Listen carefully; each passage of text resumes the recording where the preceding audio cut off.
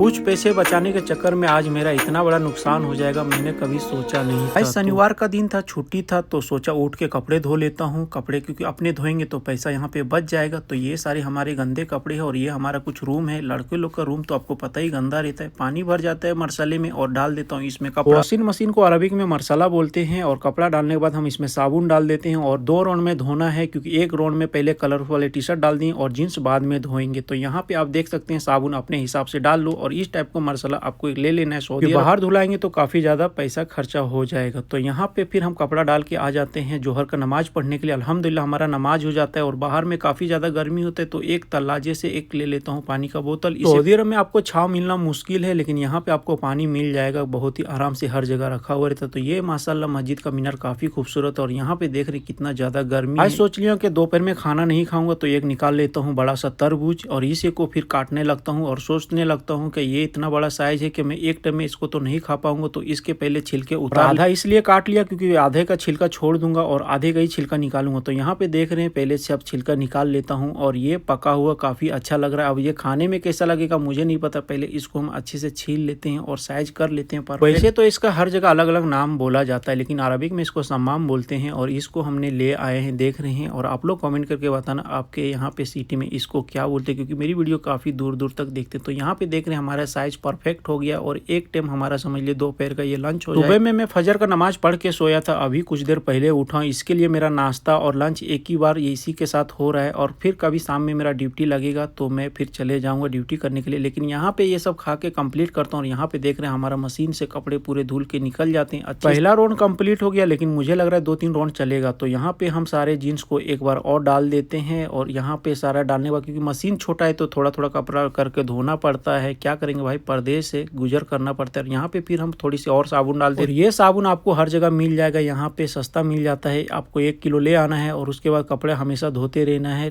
जितना दिन आप चला सकते। तो ये सारे भी कुछ देर के बाद हमारे कंप्लीट हो जाते हैं और सारी को अच्छे से खंगाल लेता हूँ और मशीन को डायरेक्ट डाल देता हूँ नल के नीचे, क्योंकि पानी अच्छे से। और फाइनली कुछ देर के बाद सारे अच्छे से धो लेता हूँ पूरे हफ्ते का कपड़ा और ये सारे कपड़े अच्छे से मशीन से हम निकाल के और बाहर में हैंगर में डाल देते हैं आधा से 1 घंटा, ताकि धूप में अच्छे से और हवा से अच्छे से एकदम बिल्कुल सूख। कुछ देर के बाद ये सूख जाता है और इसे भी हमें प्रेस करके रखना पड़ेगा, क्योंकि पूरे हफ्ते का आज ही टाइम मिला। अगर आज प्रेस करके इसको नहीं रखेंगे तो बीच में मुझे टाइम नहीं मिलेगा। तो ये सारे कपड़े धो के कंप्लीट करके मैं रख देता हूँ, लेकिन कुछ पैसा बचाने के चक्कर में प्रेस खुद कर रहा था और कपड़ा यहाँ मेरा जल जाता। और ये मेरा सबसे फेवरेट टी शर्ट था। मैं सोच रहा था इंडिया जाऊंगा तो इस टी शर्ट को लेके जाऊंगा और इसको पहन के मैं वहाँ पे घूमूंगा, क्योंकि गर्मी का टाइम है, बहुत ही अच्छा ये लग रहा था पहनने में। और कुछ पैसा बचाने के चक्कर में मेरा टी शर्ट जल जाता।